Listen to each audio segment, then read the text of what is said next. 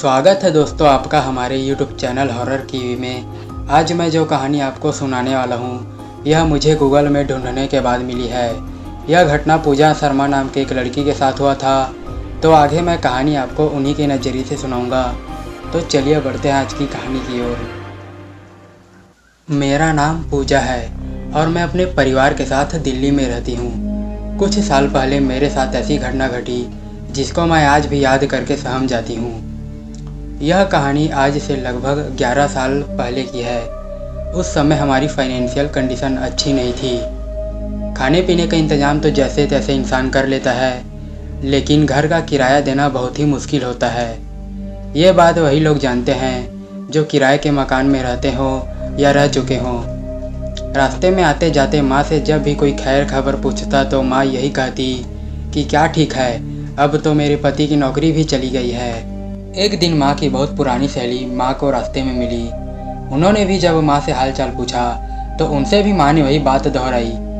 सहेली ने कहा, तुम चिंता मत करो, मेरे भाई का एक घर है जो काफ़ी सालों से बंद है। तुम अगर चाहो तो वहाँ अपने परिवार के साथ रुक सकती हो और तुम्हें किराया भी नहीं देना पड़ेगा। बस साफ़ सफाई अच्छे से किया करना। इतना कह के वो आंटी वहाँ से चली गई। माँ ने ये बात जब घर आकर सभी को बताया तो हमारी खुशी का ठिकाना नहीं रहा। ज़रा सोचिए, आप किसी प्रॉब्लम में फंसे हैं और एकदम से ऐसा कोई आपको मिले जो आपकी उस प्रॉब्लम को जड़ से उखाड़ फेंके। ऐसे ही ठीक उस आंटी ने भी किया था।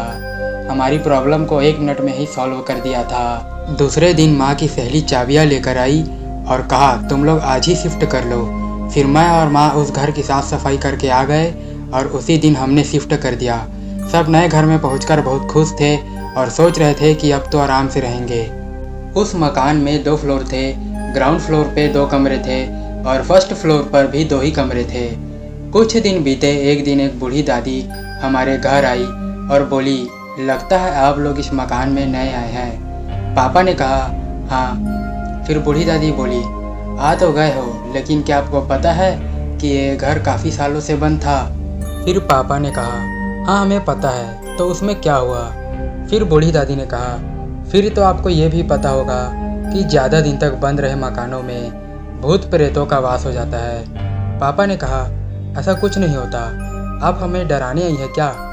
फिर बूढ़ी दादी ने कहा, अगर नहीं होता तो कोई बात नहीं, जब देखोगे महसूस करोगे तब पता चलेगा। इतना कहकर वह बूढ़ी दादी वहाँ से चली गई। जैसा कि मैंने पहले बताया कि उस घर में एक बंद कमरा भी था। मुझे उस बंद कमरे को देखकर बहुत अजीब महसूस होता था। उस बंद कमरे को देखकर मेरा मन हमेशा यही सोचता था कि इसको खोल के देखती हूँ। लेकिन फिर कुछ दिन बाद मकान मालिक आया और उसने कहा, इस कमरे को कभी मत खोलना, उसमें हमारा कुछ ज़रूरी सामान है। फिर हमने कहा, ठीक है, हम यह दरवाज़ा कभी नहीं खोलेंगे। उसके कुछ दिन तो आराम से हंसते खेलते बीत गए, लेकिन धीरे धीरे अजीब चीज़ें होने लगी। जैसे अचानक से कोई चीज़ गायब हो जाती और उसी कमरे के बाहर पड़ी मिलती। तो कभी हमारा डॉग, जिसका नाम प्लूटो था, वो रोज़ रात को अचानक उठकर बुरी तरह से रोने लग जाता, जिसकी वजह से सभी की नींद खराब हो जाती। कभी कभी छोटा भाई उसे रात में उठ के मारता कि रोज़ रोज़ क्यों रोता है, तो हमारी नींद क्यों बार बार ख़राब करता है। अब तक इन सभी बातों को घर में नॉर्मल समझ रहे थे।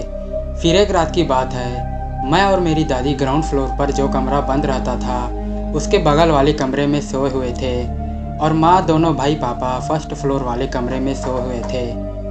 गांव में अक्सर रात के समय बिजली चली जाती थी। उस समय भी बिजली नहीं थी। मैंने लैंप को बंद किया और आंखें बंद करके लेट गई।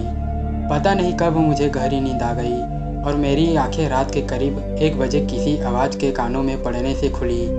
मैंने देखा दादी गहरी नींद में सोई है। कमरे में चारों तरफ अंधेरा ही अंधेरा है। बाहर वाइपर जो वॉशरूम की दीवार से सटा हुआ रखा था, जोर जोर से दीवार में लग रहा था। उसके दीवार में लगने से पट पट की तेज़ आवाज़ें आ रही थी और सामने खूंटी पे टंगा हुआ शीशा भी वाइपर की तरह बार बार दीवार में लग रहा था।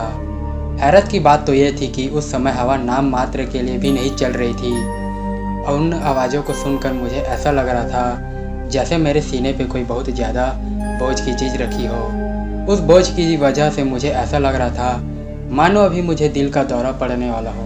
अभी शीशा और वाइपर की आवाज़ें बंद नहीं हुई थी कि कमरे के दरवाजे पे किसी के पंजों से खुरचने की डरावनी आवाज़ जैसे कोई लोहे के नुकीले पंजों से दरवाजे को अभी थोड़ी ही देर में उखाड़ लेगा। उन पंजों की आवाज़ों को सुनकर मेरा क्या हाल हुआ आप अंदाज़ा भी नहीं लगा सकते। फिर मैंने दादी को हिम्मत करके जगाया और बाहर होने वाली आवाज़ों के बारे में दादी को बताया। दादी थोड़ा ऊंचा सुनती थी तो उन्हें समझने में थोड़ा देर लग गया। दादी को मैंने जब यह बात पूरा समझाया तब दादी ने कहा कि माँ और पापा को आवाज़ लगाओ। जैसा दादी ने कहा मैंने फिर वैसा ही किया। ऊपर सब गहरी नींद में सोए थे, इसलिए मेरी बहुत सारी आवाज़ें लगाने के बाद मेरी आवाज़ सब ने सुनी और सब नीचे की ओर दौड़ पड़े। इतने में बिजली आ चुकी थी और वो आवाज़ें भी बंद हो चुकी थी। फिर पापा ने पूछा क्या हुआ। मैंने गुस्से में कहा आप तो बिल्कुल भूल ही गए हैं कि आपकी एक औलाद नीचे भी सोई है। और सब इतना मेरे कहने के बाद चुप थे। मैंने फिर गुस्से से कहा मैंने कितनी आवाज़ें लगाई, मेरी जान चली जाती तब अच्छा होता क्या आपके लिए। फिर माँ ने मेरे सर पर हाथ फेरते हुए मुझे सीने से लगा लिया और पूछने लगी क्या हुआ था बेटा। फिर मैंने सारी कुछ घटना के बारे में माँ को बताया जो थोड़ी देर पहले मेरे साथ हुआ था। माँ और पापा ने कहा तुमने कोई बुरा डरावना सपना देखा होगा जिसे देखकर तुम बहुत ज़्यादा डर गई हो। यह कह के सब ऊपर सोने चले गए। मैं भी अपने आप को यह समझाकर सोने चली गई कि शायद मैंने ही कोई सब बुरा सपना देखा होगा। अभी मैं पूरी तरह से सोई नहीं थी कि फिर से वही दरवाज़ों को उखाड़ लेने वाली दहशत से भरी लोहे के पंजों जैसी आवाज़ फिर से होने लगी। अब की बार तो ऊपर भी सभी जाग रहे थे, कोई सोया नहीं था और उन आवाज़ों को अब की बार सभी सुन रहे थे। वो सब अब की बार मेरे आवाज़ लगाने से पहले ही नीचे आ गए और कहा हम सब तो तुम्हें बुरा सपना देखा होगा करके सोच रहे थे, लेकिन इस घर में कुछ तो ज़रूर है। फिर माँ पापा ने मुझसे कहा अब तुम हमारे साथ ऊपर आके सो जाओ। और सुबह होते ही हमने उस घर को खाली कर दिया। लोग बताते हैं कि उस घर में अब कोई नहीं रहता है और रात में उस घर से अजीब अजीब आवाज़ें आती हैं। तो ये थी मेरे साथ घटी घटना की सच्ची कहानी दोस्तों।